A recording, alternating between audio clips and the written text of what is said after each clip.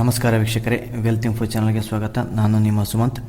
ವೀಕ್ಷಕರೇ, ಇವತ್ತಿನ ಈ ಒಂದು ವಿಡಿಯೋದಲ್ಲಿ ನಾವು ಹೋಲ್ಡಿಂಗ್ ಕಂಪ್ನೀಸ್ ಅಂದ್ರೇನು, ಅದು ಯಾವ ಥರ ವರ್ಕ್ ಆಗುತ್ತೆ ಮತ್ತು ಇಂಡಿಯಾದಲ್ಲಿರ್ತಕ್ಕಂಥ ಟಾಪ್ ಹೋಲ್ಡಿಂಗ್ ಕಂಪ್ನೀಸ್ಗಳನ್ನು ನಾನು ಡೀಟೇಲಾಗಿ ಎಕ್ಸ್ಪ್ಲೇನ್ ಮಾಡ್ತಾ ಹೋಗ್ತೀನಿ. ವಿಡಿಯೋವನ್ನು ನೀವು ಸಂಪೂರ್ಣವಾಗಿ ನೋಡಿ, ಭಾಳಷ್ಟು ಇನ್ಫಾರ್ಮೇಷನ್ ನೀವು ತಿಳ್ಕೊಬೋದು.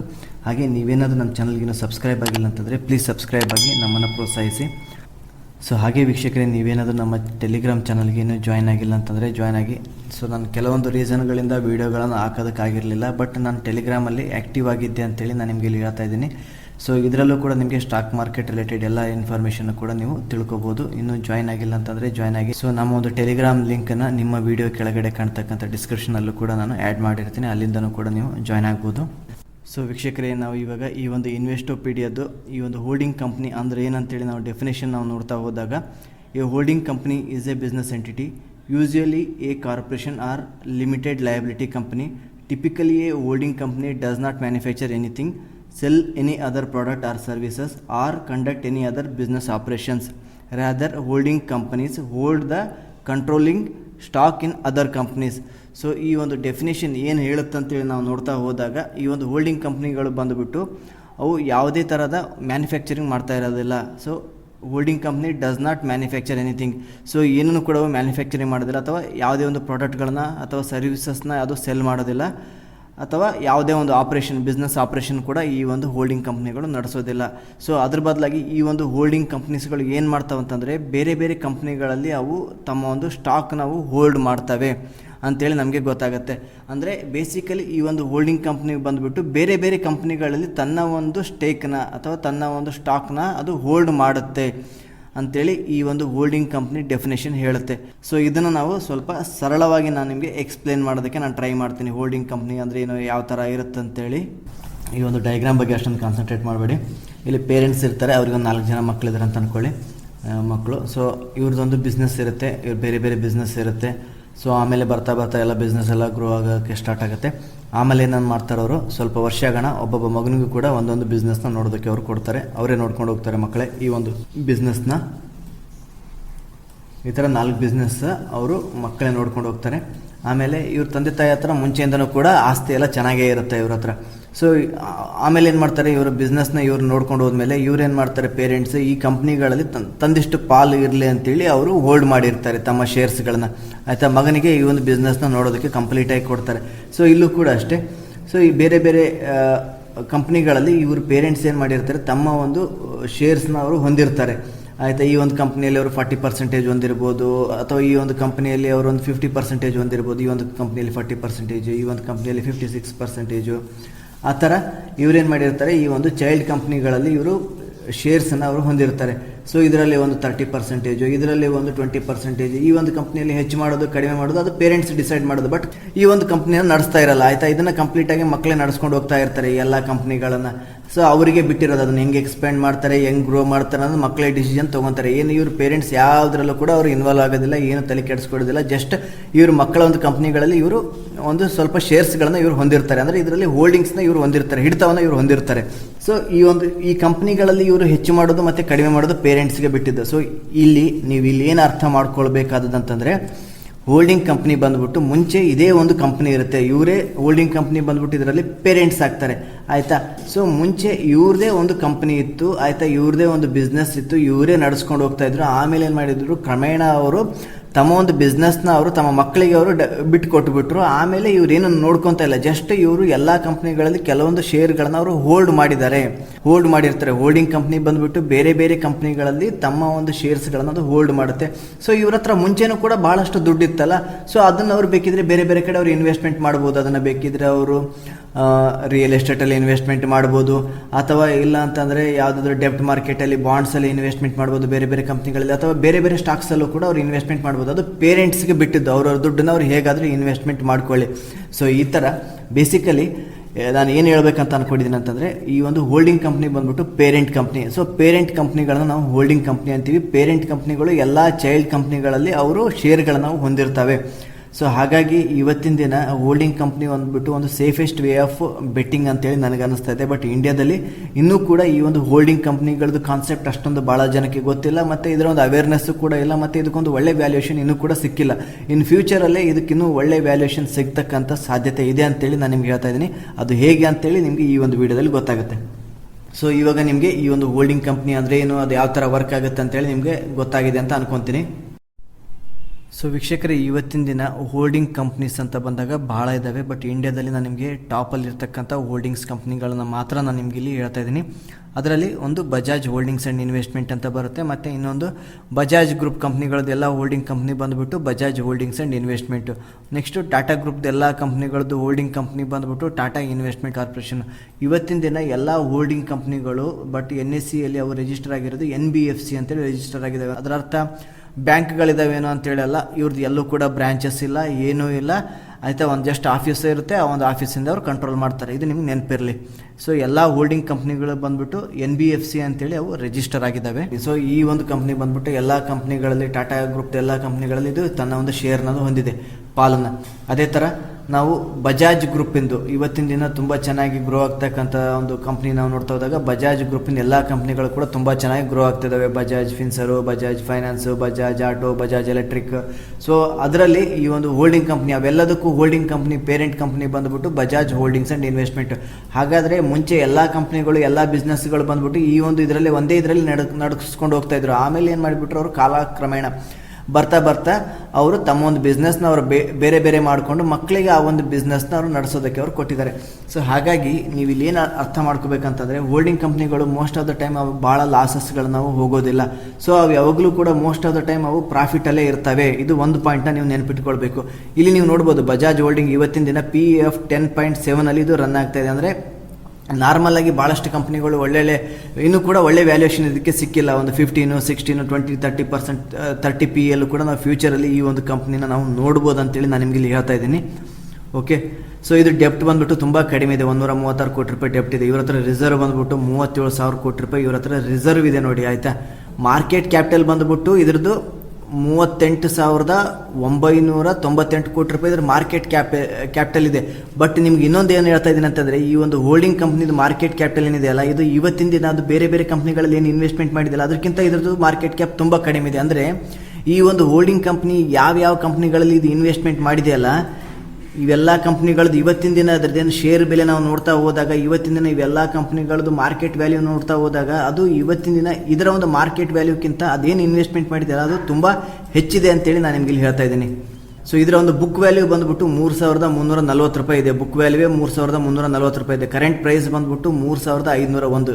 ಸೊ ಆಲ್ಮೋಸ್ಟ್ ಇದು ಬುಕ್ ವ್ಯಾಲ್ಯೂ ಪ್ರೈಸಲ್ಲಿ ಈ ಒಂದು ಸ್ಟಾಕ್ ಟ್ರೇಡ್ ಆಗ್ತದೆ. ಅಂದರೆ ಬುಕ್ ವ್ಯಾಲ್ಯೂ ಏನನ್ನು ಸೂಚಿಸುತ್ತಂದರೆ, ಇವತ್ತಿನ ದಿನ ಈ ಒಂದು ಕಂಪ್ನಿ ಇವತ್ತಿನ ದಿನ ಹೊರಗಡೆ ಬಂತು ಮಾರ್ಕೆಟಿಂದ, ಎಲ್ಲವನ್ನು ಕಂಪ್ಲೀಟಾಗಿ ಎಲ್ಲ ಶೇರ್ಸ್ಗಳನ್ನು ಅವರು ಸೆಲ್ ಮಾಡಿದಾಗ, ಇವತ್ತಿನ ದಿನ ಎಲ್ಲ ಇಕ್ವಿಟಿ ಹೋಲ್ಡರ್ಸ್ಗೆ ಆಸ್ತಿ ಎಲ್ಲ ಮಾರಿ ಹಂಚಿದಾಗ ಒಬ್ಬೊಬ್ಬರಿಗೆ ಏನಿಲ್ಲ ಅಂತಂದ್ರೂ ಒಂದು ಶೇರಿಗೆ 3,340 ರೂಪಾಯಿ ಬರುತ್ತೆ ಇವತ್ತಿನ ದಿನದ ಮಟ್ಟಿಗೆ. ಸೊ ಈ ಥರ ಈ ಒಂದು ಬುಕ್ ವ್ಯಾಲ್ಯೂ ಸೂಚಿಸುತ್ತೆ.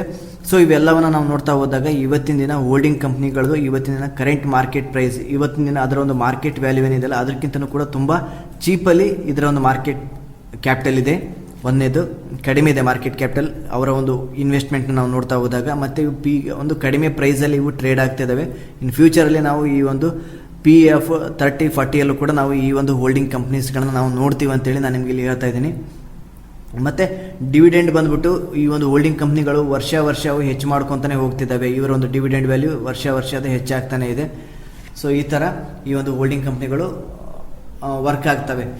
ಇವಾಗ ನಾವು ಇವರ ಒಂದು ಪ್ರಾಫಿಟ್ ಲಾಸ್ ಸ್ಟೇಟ್ಮೆಂಟ್ ನಾವು ನೋಡ್ತಾ ಹೋದಾಗ ಇಲ್ಲಿ ನೀವು ನೋಡ್ಬೋದು, ಆಲ್ಮೋಸ್ಟ್ ಇವರ ಒಂದು ಪ್ರಾಫಿಟ್ ಬಂದ್ಬಿಟ್ಟು ಇಯರ್ ಬೈ ಇಯರ್ ಅದು ಹೆಚ್ಚಾಗ್ತಾನೆ ಹೋಗಿದೆ ಹೊರತು ಅದು ಕಡಿಮೆ ಆಗಲ್ಲ. ಏನಕ್ಕಂದರೆ ಇವ್ರೇನು ಮಾಡ್ತಾರೆ, ಏನು ಕೆಲಸ ಇಲ್ಲ, ಯಾವ್ದು ಚೆನ್ನಾಗಿ ಓಡುತ್ತೆ ಅದರಲ್ಲಿ ಅವ್ರು ಇನ್ವೆಸ್ಟ್ಮೆಂಟ್ ಮಾಡ್ಕೊತ ಹೋಗ್ತಾರೆ, ಹೆಚ್ಚು ಮಾಡ್ಕೊತ ಹೋಗ್ತಾರೆ. ಯಾವುದು ಕಡಿಮೆ ಹೋಗುತ್ತೆ ಅದರಲ್ಲಿ ತಕ್ಕಂತ ಹೋಗ್ತಾರೆ, ಅಥವಾ ಬೇರೆ ಕಡೆ ಯಾವುದಾದ್ರು ಚೆನ್ನಾಗಿ ಓಡ್ಬೋದು ಅಂತಂದರೆ ಅದರಲ್ಲಿ ಮತ್ತೆ ಅವರು ಇನ್ವೆಸ್ಟ್ಮೆಂಟ್ ಮಾಡ್ಕೊತ ಹೋಗ್ತಾರೆ. ನಾನು ನಿಮಗೆ ತೋರಿಸ್ತೀನಿ ಈ ಒಂದು ಬಜಾಜ್ ಹೋಲ್ಡಿಂಗ್ಸ್ ಆ್ಯಂಡ್ ಇನ್ವೆಸ್ಟ್ಮೆಂಟ್ ಯಾವ ಕಂಪ್ನಿಗಳಲ್ಲಿ ಅದು ಇನ್ವೆಸ್ಟ್ಮೆಂಟ್ ಮಾಡಿದೆ ಅಂತೇಳಿ ನಿಮಗೆ ತುಂಬ ಚೆನ್ನಾಗಿ ಗೊತ್ತಾಗುತ್ತೆ. ಇವರ ಒಂದು ಪ್ರಾಫಿಟ್ ಲಾಸ್ ಸ್ಟೇಟ್ಮೆಂಟ್ ನಾವು ನೋಡ್ತಾ ಹೋದಾಗ ನೀವು ಇಲ್ಲಿ ನೋಡ್ಬೋದು, ಅಂದರೆ ಇಯರ್ ಬೈ ಇಯರ್ ಇವರ ಒಂದು ನೆಟ್ ಪ್ರಾಫಿಟ್ ಅನ್ನೋದು ಅದು ಹೆಚ್ಚಾಕೊಂತಾನೆ ಹೋಗಿದೆ ಹೊರತು ಅದು ಎಲ್ಲೂ ಕೂಡ ಕಡಿಮೆ ಆಗಿಲ್ಲ ಅನ್ನೋದು ನಿಮಗೆ ಗೊತ್ತಾಗ್ತಾ ಹೋಗುತ್ತೆ, ಆಯಿತಾ. ಸೊ ಈ ಒಂದು ಇಯರ್ 2021 ಬಿಟ್ಟರೆ ಇವ್ರದ್ದು 2021ರಲ್ಲಿ ಮತ್ತೆ 3,650 ಕೋಟಿ ರೂಪಾಯಿ ಅವರು ಪ್ರಾಫಿಟ್ನ ತೋರಿಸಿದ್ದಾರೆ. ನೀವು ನೋಡ್ಬೋದು ಯಾವ ಥರ ಈ ಒಂದು ಹೋಲ್ಡಿಂಗ್ ಕಂಪ್ನಿಗಳು ಪ್ರಾಫಿಟ್ನ ಮಾಡ್ತಿದ್ದಾವೆ ಅಂತೇಳಿ. ತುಂಬ ಕ್ಯಾಶ್ ರಿಚ್ ಕಂಪ್ನಿಗಳಿದ್ದಾವೆ ಇವತ್ತಿನ ದಿನ, ಬಟ್ ಒಳ್ಳೆ ವ್ಯಾಲ್ಯೂಯೇಷನ್ ಇನ್ನೂ ಕೂಡ ಸಿಕ್ಕಿಲ್ಲ ಅನ್ನೋದು ನಾನು ನಿಮಗೆ ಒತ್ತಿಯಾಗಿ ಹೇಳ್ತಾ ಇದ್ದೀನಿ. ಇವಾಗ ನೀವು ಹೋಲ್ಡಿಂಗ್ ಕಂಪ್ನಿ ಯಾವ ಕಂಪ್ನಿಗಳಲ್ಲಿ ಇನ್ವೆಸ್ಟ್ಮೆಂಟ್ ಮಾಡಿದೆ ಅಂತ ನೀವು ನೋಡಬೇಕಂತ ಮಾಡಿದಾಗ ಯಾವುದಾದ್ರೂ ಅದು ಜಸ್ಟ್ ಬಜಾಜ್ ಗ್ರೂಪ್ ಅಲ್ಲ, ಬಜಾಜ್ ಗ್ರೂಪ್ ಯಾವುದಾದ್ರೂ ಒಂದು ಕಂಪ್ನಿ ನೀವು ತೆಗೆದು ನೋಡಿ. ಬಜಾಜ್ ಆಟೋ ನಾನು ಇಲ್ಲಿ ಸರ್ಚ್ ಮಾಡ್ತಾ ಇದ್ದೀನಿ. ಬಜಾಜ್ ಆಟೋದಲ್ಲಿ ನೀವು ಶೇರ್ ಹೋಲ್ಡಿಂಗಲ್ಲಿ ಹೋಗಬೇಕು. ಶೇರ್ ಹೋಲ್ಡಿಂಗಲ್ಲಿ ಬಂದು ನೀವು ಶೇರ್ ಹೋಲ್ಡರ್ಸಲ್ಲಿ ಹೋಗ್ಬೇಕಂದ್ರೆ ಈ ಒಂದು ಕಂಪ್ನಿಯಲ್ಲಿ ಯಾರೆಲ್ಲ ಹೋಲ್ಡಿಂಗ್ನ ಹಿಡಿತವನ್ನು ಹೊಂದಿದ್ದಾರೆ, ಹೋಲ್ಡಿಂಗ್ಸ್ನ ಹೊಂದಿದ್ದಾರೆ ಅಂತೇಳಿ ನೀವು ನೋಡಬೇಕಂತ ಮಾಡ್ಕೊಂಡಿದ್ರೆ ಶೇರ್ ಹೋಲ್ಡಿಂಗ್ಸಲ್ಲಿ ಹೋಗಬೇಕು, ಯಾರೆಲ್ಲ ಎಷ್ಟೆಷ್ಟು ಇನ್ವೆಸ್ಟ್ಮೆಂಟ್ ಮಾಡಿದ್ದಾರೆ ಅಂತೇಳಿ.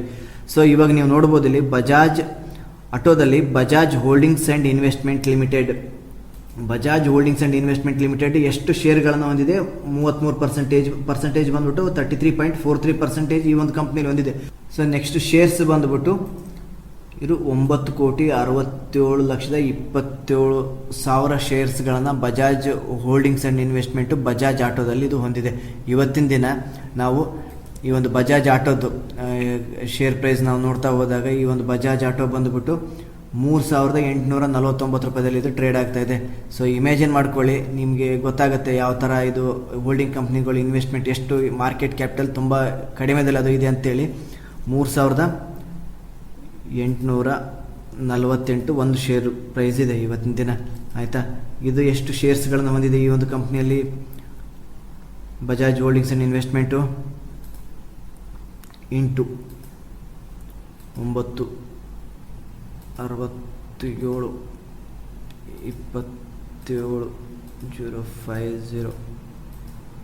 ಸೊ ವೀಕ್ಷಕರೇ, ಇಲ್ಲಿ ನಾನು ನಿಮಗೆ ಇಲ್ಲಿ ತೋರಿಸ್ತಾ ಇದ್ದೀನಿ. ಇವೆರಡನ್ನ ಮಲ್ಟಿಪ್ಲೈ ಮಾಡಿದಾಗ ನಮಗೆ ಬಂತು ಈ ಒಂದು ದೊಡ್ಡ ವ್ಯಾಲ್ಯೂ. ಬಟ್ ಇದನ್ನು ನಾವು ಕೋಟಿಯಲ್ಲಿ ಓದಬೇಕಂತ ಮಾಡ್ಕೊಂಡಿದ್ರೆ 37,220 ರೂಪಾಯಿ, ಆಯಿತಾ. 37,220 ಕೋಟಿ ರೂಪಾಯಿದು ವ್ಯಾಲ್ಯೂಯೇಷನ್ ಇವತ್ತಿನ ದಿನ ಬಜಾಜ್ ಹೋಲ್ಡಿಂಗ್ಸ್ ಆ್ಯಂಡ್ ಇನ್ವೆಸ್ಟ್ಮೆಂಟ್ದು ಬಜಾಜ್ ಆಟೋದಲ್ಲೇ ಇದೆ. 37,220 ಕೋಟಿ ರೂಪಾಯಿ ಇವತ್ತಿನ ದಿನ ಬಜಾಜ್ ಹೋಲ್ಡಿಂಗ್ದು ಇದರ ಒಂದು ಮಾರ್ಕೆಟ್ ಕ್ಯಾಪಿಟಲ್ ಬಂದ್ಬಿಟ್ಟು 38,998. ಸೊ ಇದು ಕೇವಲ ಬಜಾಜ್ ಆಟೋ ಮಾತ್ರ ನಾನು ನಿಮಗೆ ಇಲ್ಲಿ ತೋರಿಸಿದ್ದೀನಿ. ಅದೇ ಥರ ಈ ಒಂದು ಬಜಾಜ್ ಹೋಲ್ಡಿಂಗ್ ಇನ್ನು ಬೇರೆ ಬೇರೆ ಯಾವ ಕಂಪ್ನಿಗಳಲ್ಲಿ ಇನ್ವೆಸ್ಟ್ಮೆಂಟ್ ಮಾಡಿದೆ ಅಂತೇಳಿ ನೀವು ಇಲ್ಲಿ ಡೀಟೇಲ್ ಆಗಿ ನೀವು ನೋಡ್ತಾ ಹೋದಾಗ ನಿಮಗೆ ಇಲ್ಲಿ ಒಂದು ದೊಡ್ಡ ಲಿಸ್ಟ್ ಸಿಗುತ್ತೆ. ಸೊ ನೀವು ಇಲ್ಲಿ ನೋಡ್ಬೋದು ಬಜಾಜ್ ಆಟೋದಲ್ಲಿ ಬಜಾಜ್ ಹೋಲ್ಡಿಂಗ್ಸ್ ಆ್ಯಂಡ್ ಇನ್ವೆಸ್ಟ್ಮೆಂಟ್ ಬಂದ್ಬಿಟ್ಟು 33% ಕೇವಲ ಬಜಾಜ್ ಆಟೋದಲ್ಲಿ ಮಾತ್ರ ಇದು ಹೊಂದಿದೆ. ಸೊ ಬಜಾಜ್ ಎಲೆಕ್ಟ್ರಿಕಲಲ್ಲೂ ಕೂಡ ಇದರ ಒಂದು ಹೋಲ್ಡಿಂಗ್ ಇದೆ, ಅದರಲ್ಲಿ 16% ಇದು ಹೊಂದಿದೆ. ನೀವು ನಾನು ಯಾವ ಥರ ಇಲ್ಲಿ ಬಜಾಜ್ ಆಟೋದ ಶೇರ್ ಪ್ರೈಸು ಮತ್ತು ನಂಬರ್ ಆಫ್ ಶೇರ್ಸ್ನ ಮಲ್ಟಿಪ್ಲೈ ಮಾಡಿದಾಗ ಯಾವ ಥರ ಈ ಒಂದು ನಂಬರ್ ಬಂತಲ್ಲ, ನೀವು ಅದೇ ಥರ ನೀವು ಎಲ್ಲದರಲ್ಲೂ ಕೂಡ ನೀವು ಮಾಡ್ತಾ ಹೋದಾಗ ನಿಮ್ಗೆ ಅನಿಸುತ್ತೆ ಇವತ್ತಿನ ದಿನ ಬಜಾಜ್ ಹೋಲ್ಡಿಂಗ್ಸ್ ಆ್ಯಂಡ್ ಇನ್ವೆಸ್ಟ್ಮೆಂಟ್ ಎಷ್ಟು ಚೀಪಲ್ಲಿ ಇದು ಟ್ರೇಡ್ ಆಗ್ತಾ ಇದೆಯಲ್ಲ ಅಂತೇಳಿ ನಿಮ್ಗೆ ಗೊತ್ತಾಗುತ್ತೆ. ಸೊ ಅದೇ ಥರ ಬಜಾಜ್ ಫಿನ್ಸರ್ವ್, ಸೊ ಇವೆಲ್ಲವೂ ಕೂಡ ತುಂಬ ಚೆನ್ನಾಗಿ ಗ್ರೋ ಆಗ್ತಿದ್ದಾವೆ. ಬಜಾಜ್ ಫಿನ್ಸರ್ವಲ್ಲಿ ಬಜಾಜ್ ಹೋಲ್ಡಿಂಗ್ಸ್ ಆ್ಯಂಡ್ ಇನ್ವೆಸ್ಟ್ಮೆಂಟ್ ಬಂದ್ಬಿಟ್ಟು 39% ಇದರ ಹೋಲ್ಡಿಂಗ್ ಇದೆ. ಅದೇ ಥರ ಬಜಾಜ್ ಹಿಂದೂಸ್ತಾನ್ ಶುಗರಲ್ಲಿ ಇವರ ಒಂದು ಹೋಲ್ಡಿಂಗ್ ಬಂದುಬಿಟ್ಟು 1.6% ಇದೆ. ಸೊ BSE ಲಿಮಿಟೆಡಲ್ಲೂ ಕೂಡ ಇವರು ಇನ್ವೆಸ್ಟ್ಮೆಂಟ್ ಮಾಡಿದ್ದಾರೆ. BSE ಲಿಮಿಟೆಡಲ್ಲಿ 1.4% ಇವರು ಹೋಲ್ಡಿಂಗ್ಸ್ ಹೊಂದಿದೆ. ಅದೇ ಥರ ಟ್ರೀ ಹೌಸ್ ಎಜುಕೇಷನಲ್ಲಿ ಇವರು 5.75% ಇವರು ಹೋಲ್ಡಿಂಗ್ನ ಹೊಂದಿದ್ದಾರೆ. ಸೊ ವೀಕ್ಷಕರೇ, ಇವೆಲ್ಲವನ್ನು ನೀವು ಇವತ್ತಿನ ದಿನ ಈ ಎಲ್ಲ ಕಂಪ್ನಿಗಳಲ್ಲಿ ಇದೇನು ಇನ್ವೆಸ್ಟ್ಮೆಂಟ್ ಮಾಡಿದೆ ಇದರ ಒಂದು ವ್ಯಾಲ್ಯೂಯೇಷನ್ ನೀವು ನೋಡ್ತಾ ಹೋದಾಗ ಇದಕ್ಕೆ ಕಂಪೇರ್ ಮಾಡ್ಕೊಳ್ತಾ ಕೂತ್ರೆ ಇವತ್ತಿನ Bajaj holdings and investment market capital ಏನಿದೆಯಲ್ಲ ಇದು ತುಂಬ ಅಂದರೆ ತುಂಬ ಡಿಸ್ಕೌಂಟ್ ಪ್ರೈಸಲ್ಲಿ ಇದು ಟ್ರೇಡ್ ಆಗ್ತಾ ಇದೆ ಅಂತೇಳಿ ನಿಮಗೆ ಗೊತ್ತಾಗುತ್ತೆ. ಇದು ನಿಮಗೆ ಪ್ರೈಸ್ ಇದು ನಿಮಗೆ ಜಾಸ್ತಿ ಆಗ್ಬೋದು, ಬಟ್ ಇದು ಕಂಪೇರಿಟಿವ್ಲಿ ತುಂಬ ಕಡಿಮೆ ಪ್ರೈಸಲ್ಲಿ ಇದು ಟ್ರೇಡ್ ಆಗ್ತಾ ಇದೆ. 3,504 ರೂಪಾಯಿ ಏನಿದೆಯಲ್ಲ ಇದು ನನಗೆ ಇನ್ನೂ ಕೂಡ ಕಂಪೇರಿಟಿವ್ಲಿ ತುಂಬ ಕಡಿಮೆ ವ್ಯಾಲ್ಯೂಯೇಷನ್ ಇದಕ್ಕೆ ಸಿಕ್ಕಿದೆ ಅಂತೇಳಿ ನನ್ನ ಒಂದು ಅನಿಸಿಕೆ ಇದೆ. ಸೊ ನಿಮಗೆ ಈ ಒಂದು ಪ್ರೈಸ್ ಏನಾದರೂ ತುಂಬ ಹೆಚ್ಚಾಗಿದೆ ಅಂತ ಅನಿಸಿದರೆ ನೀವು ಮಾರ್ಕೆಟ್ ಕರೆಕ್ಷನ್ಗೆ ನೀವು ವೇಟ್ ಮಾಡ್ಬೋದು. ಒಂದು ಮ್ಯಾಕ್ಸಿಮಮ್ ನಾವು ಜರ್ನಿ ನಾವು ನೋಡ್ತಾ ಹೋದಾಗ ಯಾವಾಗ ಮಾರ್ಕೆಟ್ ನಮಗೆ ಒಂದು ಕರೆಕ್ಷನ್ನ ಕೊಟ್ಟಿದೆ ಆವಾಗವಾಗ ನೀವು ಈ ಒಂದು ಕಂಪ್ನಿ ಶೇರ್ಸ್ಗಳನ್ನ ನೀವು ಆ್ಯಡ್ ಮಾಡ್ತಾ ಹೋಗ್ಬೋದು. ನೀವು ಒಂದು ಒಳ್ಳೆ ಪ್ರೈಸಲ್ಲಿ ನೀವು ಇರ್ತೀರ. ಮತ್ತು ಇದು ಬಂದ್ಬಿಟ್ಟು one of the safest way of betting ಅಂತ ನಾನು ನಿಮ್ಗೆ ಹೇಳ್ತಾ ಇದ್ದೀನಿ. ಸೊ ಮಾರ್ಕೆಟ್ ಎಲ್ಲೆಲ್ಲಿ ನಮಗೆ ಕರೆಕ್ಷನ್ ಕೊಡುತ್ತೆ, ಇಲ್ಲೊಂದು ಸ್ವಲ್ಪ ಬಿದ್ದಿತ್ತು ಆ ಟೈಮಲ್ಲಿ ನಾವು ಬೇಕಿದ್ರೆ ಬೈ ಮಾಡ್ಬೋದು. ಇವಾಗ ಲಾಸ್ಟ್ ಟೈಮ್ ಮಲ್ಲು ಬಿದ್ದಿತ್ತು, ಮತ್ತೇನಾದರೂ ನಿಮಗೆ ಮುಂದೆ ಫ್ಯೂಚರಲ್ಲಿ ಏನಾದರೂ ನಿಮಗೆ ಚಾನ್ಸ್ ಕೊಟ್ಟರೆ ನೀವು ಈ ಒಂದು ಸ್ಟಾಕನ್ನು ಕೂಡ ನೀವು ಕನ್ಸಿಡರ್ ಮಾಡ್ಬೋದು ಅಂತೇಳಿ ನಾನು ನಿಮಗೆ ಹೇಳ್ತಾ ಇದ್ದೀನಿ. ಸೊ ಇವತ್ತಿನ ದಿನ ಬಜಾಜ್ ಹೋಲ್ಡಿಂಗ್ಸ್ ಆ್ಯಂಡ್ ಇನ್ವೆಸ್ಟ್ಮೆಂಟ್ ನನಗೆ ಹೋಲ್ಡಿಂಗ್ಸ್ ಕಂಪ್ನಿಗಳಲ್ಲಿ ಇದು ನನಗೆ ತುಂಬ ಕಡಿಮೆ ವ್ಯಾಲ್ಯೂಯೇಷನಲ್ಲಿ ಇದು ಟ್ರೇಡ್ ಆಗ್ತಾ ಇದೆ ಅಂತೇಳಿ ನನಗೆ ಅನಿಸ್ತದೆ. ಅದೇ ಥರ ನೀವು ಟಾಟಾದವ್ರದ್ದು ಕೂಡ ನೀವು ಕಂಪೇರ್ ಮಾಡ್ಬೋದು. ಟಾಟಾದ ಇವತ್ತಿನ ದಿನ ಬಂದುಬಿಟ್ಟು ಟಾಟಾ ಹೋಲ್ಡಿಂಗ್ಸು ನಾವು ನೋಡ್ತಾ ಹೋದಾಗ ಸೊ ಇದು ಬಂದ್ಬಿಟ್ಟು 1,077 ರೂಪಾಯಿದಲ್ಲಿ ಇದು ಟ್ರೇಡ್ ಆಗ್ತಾ ಇದೆ. ಇದು PF30ಯಲ್ಲಿ ಇದು ಈ ಒಂದು ಸ್ಟಾಕ್ ಟ್ರೇಡ್ ಆಗ್ತಾ ಇದೆ. ಸೊ ಇವಾಗ ನೀವು ಟಾಟಾ ಇನ್ವೆಸ್ಟ್ಮೆಂಟ್ ಆ್ಯಂಡ್ ಕಾರ್ಪೊರೇಷನ್ ಯಾವ ಕಂಪ್ನಿಗಳಲ್ಲಿ ಇದು ಇನ್ವೆಸ್ಟ್ಮೆಂಟ್ ಮಾಡಿದೆ ಅಂತ ನಿಮಗೆ ತಿಳ್ಕೊಬೇಕಂತ ಮಾಡ್ಕೊಂಡಿದ್ರೆ ನೀವೇನು ಮಾಡಬೇಕಂತಂದರೆ ಯಾವುದಾದ್ರೂ ಇನ್ನೊಂದು ಟಾಟಾ ಗ್ರೂಪ್ ಕಂಪ್ನಿಯಲ್ಲಿ ನೀವು ಹೋಗಬೇಕು. ಇವಾಗ ನಾವು ಇಲ್ಲಿ ನೀವು ನೋಡಿ. ಮತ್ತು ಇಲ್ಲೇನಾಗಿದೆ, ಟಾಟಾ ಇನ್ವೆಸ್ಟ್ಮೆಂಟ್ ಕಂಪ್ನಿಯಲ್ಲಿ ನೀವು ನೋಡ್ತಾ ಹೋದಾಗ ಶೇರ್ ಹೋಲ್ಡಿಂಗಲ್ಲಿ ಇದೇ ಕಂಪ್ನಿಯಲ್ಲಿ ಮತ್ತೆ ಈಗ ಮಕ್ಕಳೆಲ್ಲ ಬಂದು ಇದರಲ್ಲೇ ಇನ್ವೆಸ್ಟ್ಮೆಂಟ್ ಮಾಡಿದ್ದಾರೆ ಅಂತಂದರೆ ಇವಾಗ ಟಾಟಾ ಕೆಮಿಕಲ್ಸು ಇದು ಕೂಡ ಒಂದು ಸಪ್ರೇಟ್ ಕಂಪ್ನಿ. ಅದು ಬಂದ್ಬಿಟ್ಟು ಮತ್ತೆ ಟಾಟಾ ಇನ್ವೆಸ್ಟ್ಮೆಂಟಲ್ಲೇ ಬಂದು ಅದು ಇನ್ವೆಸ್ಟ್ಮೆಂಟ್ ಮಾಡಿದೆ. ಆಯಿತಾ, ಟಾಟಾ ಗ್ಲೋಬಲ್ ಬಿವರೇಜಸ್ ಇವರು ಕೂಡ ಇದರಲ್ಲಿ ಇನ್ವೆಸ್ಟ್ಮೆಂಟ್ ಮಾಡಿದ್ದಾರೆ. ಟ್ರೆಂಟ್ ಲಿಮಿಟೆಡ್ ಇದರಲ್ಲಿ ಇನ್ವೆಸ್ಟ್ಮೆಂಟ್ ಮಾಡಿದೆ. ಇವಾಗ ನಾವು ಟಾಟಾ ಕೆಮಿಕಲ್ ಇದು ಬಂದ್ಬಿಟ್ಟು ಟಾಟಾ ಗ್ರೂಪ್ ಕಂಪ್ನಿ. ಸೊ ಇದರಲ್ಲಿ ನಾವು ಟಾಟಾ ಕೆಮಿಕಲ್ ಅಂತ ನೀವು ಸರ್ಚ್ ಮಾಡಿ. ಸೊ ಇವಾಗ ನಾವು ಟಾಟಾ ಕೆಮಿಕಲ್ಸ್ ನಾವು ನೋಡ್ತಾ ಹೋದಾಗ ಇದರಲ್ಲಿ ಶೇರ್ ಹೋಲ್ಡಿಂಗ್ ನೋಡಿ. ಆಯಿತಾ, ಶೇರ್ ಹೋಲ್ಡರ್ಸಲ್ಲಿ ನೀವು ಈ ಒಂದು ಟಾಟಾ ಇನ್ವೆಸ್ಟ್ಮೆಂಟ್ ಕಾರ್ಪೊರೇಷನ್ ಲಿಮಿಟೆಡ್ ನೀವು ನೋಡ್ಬೋದು. ಅಂದರೆ ಟಾಟಾ ಕೆಮಿಕಲ್ಸಲ್ಲಿ ಟಾಟಾ ಇನ್ವೆಸ್ಟ್ಮೆಂಟ್ ಕಾರ್ಪೊರೇಷನ್ ಅವರು ಇನ್ವೆಸ್ಟ್ಮೆಂಟ್ ಮಾಡಿದ್ದಾರೆ. ಸೊ ಮತ್ತೇನು ಮಾಡಿದ್ದಾರೆ ಇವರು ಟಾಟಾ ಕೆಮಿಕಲ್ಸ್ ಅವರು, ಮತ್ತೆ ಇದರಲ್ಲಿ ಇವರು ಏನು ಮಾಡಿದ್ದಾರೆ, ಟಾಟಾ ಇನ್ವೆಸ್ಟ್ಮೆಂಟಲ್ಲಿ ಇವ್ರು ಬಂದು ಇನ್ವೆಸ್ಟ್ಮೆಂಟ್ ಮಾಡಿದ್ದಾರೆ. ಸೊ ಇವಾಗ ನೀವು ಇಲ್ಲಿ ಟಾಟಾ ಇನ್ವೆಸ್ಟ್ಮೆಂಟ್ ಕಾರ್ಪೊರೇಷನ್ ಲಿಮಿಟೆಡ್ ನಮ್ಗೆ ಇಲ್ಲಿ ಗೊತ್ತಾಯಿತು ಟಾಟಾ ಕೆಮಿಕಲ್ಸಲ್ಲಿ ಇದು ಇನ್ವೆಸ್ಟ್ಮೆಂಟ್ ಮಾಡಿದೆ ಅಂತೇಳಿ. ಬಟ್ ಈ ಒಂದು ಟಾಟಾ ಇನ್ವೆಸ್ಟ್ಮೆಂಟ್ ಕಾರ್ಪೊರೇಷನ್ ಮತ್ತೆ ಬೇರೆ ಬೇರೆ ಯಾವ ಕಂಪ್ನಿಗಳಲ್ಲಿ ಇದು ಇನ್ವೆಸ್ಟ್ಮೆಂಟ್ ಮಾಡಿದೆ ಅಂತ ನಾವು ನೋಡ್ತಾ ಹೋದಾಗ ನೀವು ಇದ್ರ ಮೇಲೆ ಕ್ಲಿಕ್ ಮಾಡಿದ್ರೆ ನಿಮ್ಗೆ ಇಲ್ಲಿ ಗೊತ್ತಾಗುತ್ತೆ, ಒಂದು ದೊಡ್ಡ ಹಿಸ್ಟ್ರಿನೇ ಬರುತ್ತೆ. ಅಂದರೆ ಕೇವಲ ಅವರು ಟಾಟಾ ಗ್ರೂಪ್ ಸ್ಟಾಕ್ಸ್ಗಳಲ್ಲಿ ಮಾತ್ರ ಅವರು ಇನ್ವೆಸ್ಟ್ಮೆಂಟ್ ಮಾಡಿಲ್ಲ. ಇವಾಗ ನಾವು ಬಜಾಜ್ ಹೋಲ್ಡಿಂಗ್ ನಾವು ನೋಡಿದ್ವಿ ಪೇರೆಂಟ್ ಜಾಗದಲ್ಲಿ, ಇಲ್ಲಿ ನೀವು ಟಾಟಾದವ್ರನ್ನ ಹಾಕಿ ಇಲ್ಲಿ. ಆಯಿತಾ, ಸೊ ಟಾಟಾದವರು ಫಸ್ಟ್ ಏನು ಮಾಡಿದ್ದಾರೆ, ತಮ್ಮ ಟಾಟಾ ಗ್ರೂಪ್ ಕಂಪ್ನಿಗಳಲ್ಲಿ ಅವ್ರು ಎಲ್ಲದರಲ್ಲೂ ಕೂಡ ಅವರು ಇನ್ವೆಸ್ಟ್ಮೆಂಟ್ ಮಾಡಿದ್ದಾರೆ. ಪೇರೆಂಟ್ ಕಂಪ್ನಿ ಇದು. ಆಯಿತಾ, ಅದು ಎಲ್ಲ ಕಂಪ್ನಿಗಳಲ್ಲಿ ಅದು ಇನ್ವೆಸ್ಟ್ಮೆಂಟ್ ಮಾಡಿದೆ. ಆಯಿತಾ, ಅದಾದಮೇಲೆ ಇವ್ರ ಹತ್ರ ದುಡ್ಡು ಇನ್ನೂ ಯಾವಾಗಲೂ ಕೂಡ ಇರುತ್ತಲ್ಲ, ಆ ದುಡ್ಡನ್ನು ಅವ್ರು ಏನು ಮಾಡಿದ್ದಾರೆ, ಬೇರೆ ಬೇರೆ ಕಂಪ್ನಿಗಳಲ್ಲಿ ಇನ್ವೆಸ್ಟ್ಮೆಂಟ್ ಮಾಡಿದ್ದಾರೆ. ಅದು ಯಾವ ಕಂಪ್ನಿಗಳು ಅಂತಂದರೆ ಇಲ್ಲಿ ನಿಮ್ಗೆ ಗೊತ್ತಾಗುತ್ತೆ, ಇಲ್ಲಿ ನೋಡ್ಬೋದು. ಟಾಟಾ ಇನ್ವೆಸ್ಟ್ಮೆಂಟ್ ಕಾರ್ಪೊರೇಷನ್ ಬಂದ್ಬಿಟ್ಟು ಕೇವಲ ಟಾಟಾ ಗ್ರೂಪ್ ಕಂಪ್ನಿಗಳಲ್ಲಿ ಅಷ್ಟೇ ಅಲ್ಲದೆ ಇವತ್ತಿನ ದಿನ ಬೇರೆ ಬೇರೆ ಕಂಪ್ನಿಗಳಲ್ಲೂ ಕೂಡ ಅದು ಇನ್ವೆಸ್ಟ್ಮೆಂಟ್ ಮಾಡಿದೆ. ಇಲ್ಲಿ ನಿಮ್ಗೆ ಗೊತ್ತಾಗುತ್ತೆ, ಟ್ರೆಂಟು, ವೋಲ್ಟಾಸು, ಆಯಿತಾ, ಅದಾದಮೇಲೆ Astra, microwave, care ratings, GIC housing, Indraprastha medical corporation, MBL infrastructure, ನೆಕ್ಲೋ, Siyaram silk mills, Swaraj engineering, India hotels company, Titan ಕಂಪ್ನಿಗಳಲ್ಲೂ ಕೂಡ ಇದು ತನ್ನ ಒಂದು ಹೋಲ್ಡಿಂಗ್ಸ್ನ ಹೊಂದಿದೆ. ಸೊ ಹಾಗಾಗಿ ಇದು ನನಗೆ ಈ ಒಂದು ಹೋಲ್ಡಿಂಗ್ ಕಂಪ್ನಿಗಳು ಬಂದ್ಬಿಟ್ಟು ನನಗನ್ಸಿದ ಮಟ್ಟಿಗೆ ನಾನು ಇದನ್ನು ಒಂದು ಬ್ಯಾಲೆನ್ಸ್ಡ್ ಇಕ್ವಿಟಿ ಫಂಡ್ ಅಥವಾ ಬ್ಯಾಲೆನ್ಸ್ಡ್ ಮ್ಯೂಚುವಲ್ ಫಂಡ್ ಅಂತ ಕೂಡ ಕನ್ಸಿಡರ್ ಮಾಡ್ಬೋದು. ನೀವು ಇದನ್ನೊಂದು ಮ್ಯೂಚುವಲ್ ಫಂಡ್ಸ್ ಅಂತ ನೀವು ಕನ್ಸಿಡರ್ ಮಾಡ್ಬೋದು. ಅಂದರೆ ಇಲ್ಲಿ ಒಂದು ಟೀಮ್ ಇರುತ್ತೆ, ಇವರು ಕೂಡ ಯಾವ ಕಂಪ್ನಿಗಳಲ್ಲಿ ಆ್ಯಡ್ ಮಾಡಬೇಕು, ಯಾವುದ್ರಲ್ಲಿ ಹೆಚ್ಚು ಮಾಡಬೇಕು, ಯಾವುದ್ರಲ್ಲಿ ಕಡಿಮೆ ಮಾಡಬೇಕಂತೇಳಿ ಇವರೇ ಡಿಸೈಡ್ ಮಾಡಿಕೊಂಡು ಈ ಒಂದು ಇದರ ಒಂದು ಮಾರ್ಕೆಟ್ ಕ್ಯಾಪಿಟಲ್, ಅಂದರೆ ಈ ಟಾಟಾ ಇನ್ವೆಸ್ಟ್ಮೆಂಟ್ ಮಾರ್ಕೆಟ್ ಕ್ಯಾಪಿಟಲ್ ಯಾವತ್ತೂ ಕೂಡ ಕಡಿಮೆ ಆಗದೆ ಇರೋ ಥರ ಅವ್ರು ನೋಡ್ಕೊತಾ ಇರ್ತಾರೆ. ಸೊ ಇನ್ ಫ್ಯೂಚರಲ್ಲಿ ಇಂಡಿಯಾದಲ್ಲಿ ಈ ಒಂದು ಹೋಲ್ಡಿಂಗ್ ಕಂಪ್ನಿಗಳಿಗೆ ಇನ್ನೂ ಕೂಡ ಅಂಥ ಒಂದು ಒಳ್ಳೆ ವ್ಯಾಲ್ಯೂಯೇಷನ್ ಸಿಕ್ಕಿಲ್ಲ. ಆ ಲೆಕ್ಕದಲ್ಲಿ ನಾವು ನೋಡ್ತಾ ಹೋದಾಗ ಇವತ್ತಿನ ಬಜಾಜ್ ಗ್ರೂಪ್ದು ಎಲ್ಲ ಕಂಪ್ನಿಗಳು ಕೂಡ ತುಂಬ ಚೆನ್ನಾಗಿ ಗ್ರೋ ಆಗ್ತಿದ್ದಾವೆ. ಮತ್ತು ಟಾಟಾ ಇನ್ವೆಸ್ಟ್ಮೆಂಟ್ದು ಎಲ್ಲ ಕಂಪ್ನಿಗಳು ಕೂಡ ತುಂಬ ಚೆನ್ನಾಗಿ ಗ್ರೋ ಆಗ್ತಾ ಇರೋದ್ರಿಂದ ಇವೆರಡೂ ಬಂದ್ಬಿಟ್ಟು ನನಗೆ ತುಂಬ ಸೇಫೆಸ್ಟ್ ವೇ ಆಫ್ ಬೆಟ್ಟಿಂಗ್ ಅಂತೇಳಿ ನನಗೆ ಅನ್ನಿಸ್ತಾ ಇದೆ. ಒಂದು ಲಾಂಗ್ ಟರ್ಮ್ ಇನ್ವೆಸ್ಟರ್ಸು ಕೂಡ ಇದನ್ನು ಕನ್ಸಿಡರ್ ಮಾಡ್ಬೋದು. ಇವು ನಿಮಗೆ ಅಂಥ ಒಂದು ಲಾಸಸ್ನ ಈ ಒಂದು ಕಂಪ್ನಿಗಳು ಮಾಡಲ್ಲ ಅಂತೇಳಿ ನಾನು ನಿಮ್ಗೆ ಹೇಳ್ತಾ ಇದ್ದೀನಿ. ಸೊ ಟಾಟಾ ಇನ್ವೆಸ್ಟ್ಮೆಂಟ್ ಇವತ್ತಿನ ಮಾರ್ಕೆಟ್ ಕ್ಯಾಪಿಟಲ್ ಬಂದ್ಬಿಟ್ಟು 5,400 ಕೋಟಿ ರೂಪಾಯಿ ಇದೆ. ಇದು ಕಂಪೇರಿಟಿವ್ಲಿ ಇದರ ಒಂದು ಮಾರ್ಕೆಟ್ ಕ್ಯಾಪಿಟಲ್ ಹೊರಗಡೆ ಅದೇನು ಇನ್ವೆಸ್ಟ್ಮೆಂಟ್ ಮಾಡಿದಲ್ಲ ಅದಕ್ಕೆ ಕಂಪೇರ್ ಮಾಡಿಕೊಂಡ್ರೆ ಇದರ ಒಂದು ಮಾರ್ಕೆಟ್ ಕ್ಯಾಪಿಟಲ್ ಇನ್ನೂ ಕೂಡ ಅದು ಕಡಿಮೆ ಪ್ರೈಸಲ್ಲಿ ಇದು ಟ್ರೇಡ್ ಆಗ್ತಾ ಇದೆ ಅಂತೇಳಿ ನಿಮಗೆ ಗೊತ್ತಾಗ್ತಾ ಹೋಗುತ್ತೆ. ನಾನು ಯಾವ ಥರ ಬಜಾಜ್ ಹೋಲ್ಡಿಂಗ್ ಮಾಡಿದಲ್ಲ ಅದೇ ಥರ ನೀವು ಮಾಡ್ಕೊತ ಕೂಡ್ಬೋದು. ಇಲ್ಲಿ ನೋಡಿ, ಇದ್ರ ಬುಕ್ ವ್ಯಾಲ್ಯೂ ಬಂದ್ಬಿಟ್ಟು 2,814 ರೂಪಾಯಿ ಇದೆ. ಇವತ್ತಿನ ಕರೆಂಟ್ ಪ್ರೈಸ್ ಬಂದ್ಬಿಟ್ಟು 1,067 ರೂಪಾಯಿದಲ್ಲಿ ಇದು ಟ್ರೇಡ್ ಆಗ್ತಾ ಇದೆ. ತುಂಬ ಡಿಸ್ಕೌಂಟ್ ಪ್ರೈಸಲ್ಲಿ ಈ ಒಂದು ಸ್ಟಾಕು ಟ್ರೇಡ್ ಆಗ್ತಾ ಇದೆ ಇವತ್ತಿನ ದಿನ. ಓಕೆ, ಇದು ಡೆಪ್ಟ್ ಫ್ರೀ ಇದೆ, ಸಾಲ ಏನೂ ಇಲ್ಲ. ಇವ್ರ ಹತ್ರ ರಿಸರ್ವ್ ಬಂದ್ಬಿಟ್ಟು 14,000 ಕೋಟಿ ರೂಪಾಯಿ ರಿಸರ್ವ್ ಇದೆ. ಇದು 2.25% ಡಿವಿಡೆಂಡ್ನ ಕೊಡ್ತಾ ಇದೆ. ಈ ಕಂಪ್ನಿಗಳು ಇವರಿಗೆ ಆದಾಯ ಎಲ್ಲಿಂದ ಬರುತ್ತೆ ಅಂತ ಕೇಳಿದರೆ, ಈ ಎಲ್ಲ ಕಂಪ್ನಿಗಳಿಂದವಲ್ಲ ಚೈಲ್ಡ್ ಕಂಪ್ನಿಗಳು, ಇವು ಯಾವ ಕಂಪ್ನಿಗಳಲ್ಲಿ ಇದು ಇನ್ವೆಸ್ಟ್ಮೆಂಟ್ ಮಾಡಿರುತ್ತೆ ಇವ್ರು ಏನು ಮಾಡ್ತಾರೆ, ಡಿವಿಡೆಂಡ್ ಏನು ಡಿಕ್ಲೇರ್ ಮಾಡ್ತಾರೆ ಅದು ಬಂದ್ಬಿಟ್ಟು ಈ ಕಂಪ್ನಿಗಳಿಗೆ ಬರ್ತವೆ. ಸೊ ಇವರು ಡಿವಿಡೆಂಡ್ ಮೇಲೆ ಇವರು ಜೀವನವನ್ನು ನಡೆಸ್ತಾರೆ. ಸೊ ಆ ಬಂದಿರತಕ್ಕಂಥ ಡಿವಿಡೆಂಡಲ್ಲಿ ಸ್ವಲ್ಪ ಇಟ್ಕೊಂಡು ಉಳಿದಿರ್ತಕ್ಕಂಥ ಡಿವಿಡೆಂಡ್ನ ಡಿಸ್ಟ್ರಿಬ್ಯೂಟ್ ಮಾಡ್ತಾರೆ. ಸೊ ಹಾಗಾಗಿ ಎಲ್ಲ ಹೋಲ್ಡಿಂಗ್ ಕಂಪ್ನಿಗಳನ್ನ ನೀವು ನೋಡ್ತಾ ಹೋದಾಗ ಅವು ಬಂದ್ಬಿಟ್ಟು ಇಯರ್ ಬೈ ಇಯರ್ ಅವು ಏನು ಮಾಡ್ತಾ ಇರ್ತವೆ, ಹೆಚ್ಚು ಡಿವಿಡೆಂಡ್ ನಾವು ಡಿಕ್ಲೇರ್ ಮಾಡ್ತಾ ಇರ್ತವೆ. ಒಂದು ಸ್ಲೋ ಗ್ರೋತ್ ಅಂತೂ ಇದ್ದೇ ಇರುತ್ತೆ. ಇವು ಯಾವ ಕಂಪ್ನಿಗಳಲ್ಲಿ ಇನ್ವೆಸ್ಟ್ಮೆಂಟ್ ಮಾಡಿದಾವಲ್ಲ ಆ ಎಲ್ಲ ಕಂಪ್ನಿಗಳು ತುಂಬ ಚೆನ್ನಾಗಿ ಓಡೋದಕ್ಕೆ ಸ್ಟಾರ್ಟ್ ಆದರೆ ಇವುಗಳ ಒಂದು ವ್ಯಾಲ್ಯೂಯೇಷನ್ ಕೂಡ ತುಂಬ ಚೆನ್ನಾಗಿ ಇಂಡೈರೆಕ್ಟಾಗಿ ಬರುತ್ತೆ. ಇದು ನಿಮ್ಗೆ ನೆನಪಿರಲಿ. ಸೊ ಇವತ್ತಿನ ದಿನ ಎಲ್ಲ ಟಾಟಾ ಗ್ರೂಪ್ ಕಂಪ್ನಿಗಳು ತುಂಬ ಚೆನ್ನಾಗಿ ಗ್ರೋ ಆಗ್ತಿದ್ದಾವೆ. So even Tata investment holding ಕೂಡ ತುಂಬ ಚೆನ್ನಾಗಿ ಇಲ್ಲಿ ಓಡ್ತಾ ಇದೆ. ಸೊ ವೀಕ್ಷಕರೇ, ಇಲ್ಲಿವರೆಗೂ ಕೂಡ ನಾನು ಈ ಒಂದು ಹೋಲ್ಡಿಂಗ್ ಕಂಪ್ನೀಸ್ಗಳಂದ್ರೇನು, ಅದು ಯಾವ ಥರ ವರ್ಕ್ ಆಗುತ್ತೆ, ಸೊ ಅವು ಎಲ್ಲಿ ಇನ್ವೆಸ್ಟ್ಮೆಂಟ್ ಮಾಡ್ತವೆ, ಅವರಿಗೆ ಆದಾಯ ಎಲ್ಲಿಂದ ಬರುತ್ತೆ ಅಂತೇಳಿ ನಾನು ಡೀಟೇಲ್ ಆಗಿ ನಿಮಗೆ ಹೇಳಿದ್ದೀನಿ ಮತ್ತು ತೋರಿಸಿದ್ದೀನಿ ಕೂಡ ನಿಮಗೆ. ಸೊ ಇದು ಇವತ್ತಿನ ದಿನ ಒಂದು ಕಡಿಮೆ ವ್ಯಾಲ್ಯೂಯೇಷನ್ ಇದೆ. ಇದಕ್ಕೆ ಅಂಥ ಒಂದು ಒಳ್ಳೆ ವ್ಯಾಲ್ಯೂಯೇಷನ್ ಸಿಕ್ಕಿಲ್ಲ. ಮಾರ್ಕೆಟ್ ಕ್ಯಾಪಿಟಲ್ ಇದರ ಒಂದು ಇನ್ವೆಸ್ಟ್ಮೆಂಟ್ಗೆ ಕಂಪೇರ್ ಮಾಡಿಕೊಂಡ್ರೆ ಇವರ ಒಂದು ಮಾರ್ಕೆಟ್ ಕ್ಯಾಪಿಟಲ್ ತುಂಬ ಕಡಿಮೆ ಇದೆ. ಇನ್ ಫ್ಯೂಚರಲ್ಲಿ ನಮಗೊಂದು ಒಳ್ಳೆ ವ್ಯಾಲ್ಯೂಯೇಷನ್ ನಮಗೆ ಈ ಒಂದು ಕಂಪ್ನಿಯಲ್ಲಿ ನೋಡೋದಕ್ಕೆ ಆಗುತ್ತೆ ಅಂತೇಳಿ ನಾನು ನಿಮಗೆ ಹೇಳ್ತಾ ಇದ್ದೀನಿ. ಒಂದು ಲಾಂಗ್ ಟರ್ಮಲ್ಲೂ ಕೂಡ ಈ ಒಂದು ಸ್ಟಾಕ್ಸ್ಗಳನ್ನು ಕೂಡ ನೀವು ಕನ್ಸಿಡರ್ ಮಾಡ್ಬೋದು. ಸೊ ಇದಾಗಿತ್ತು ವೀಕ್ಷಕರೇ ಇವತ್ತಿನ ಈ ಒಂದು ವಿಡಿಯೋದಲ್ಲಿ. ನೀವು ಹೋಲ್ಡಿಂಗ್ಸ್ ಕಂಪ್ನಿಗಳಂದ್ರೇನು, ಯಾವ ಥರ ವರ್ಕ್ ಮಾಡುತ್ತೆ ಅಂತೇಳಿ ನಿಮಗೆ ಡೀಟೇಲ್ ಆಗಿ ತಿಳಿದಿದೆ ಅಂತೇಳಿ ನಾನು ಅನ್ಕೊತಾ ಇದ್ದೀನಿ. ಏನಾದರೂ ಡೌಟ್ಸ್ ಇತ್ತಪ್ಪ ಅಂದರೆ ವಿಡಿಯೋ ಕೆಳಗಡೆ ಕಮೆಂಟ್ ಮೂಲಕ ತಿಳಿಸಿ, ನಾನು ರೆಸ್ಪಾಂಡ್ ಮಾಡ್ತೀನಿ. Thank you for watching. ಧನ್ಯವಾದಗಳು.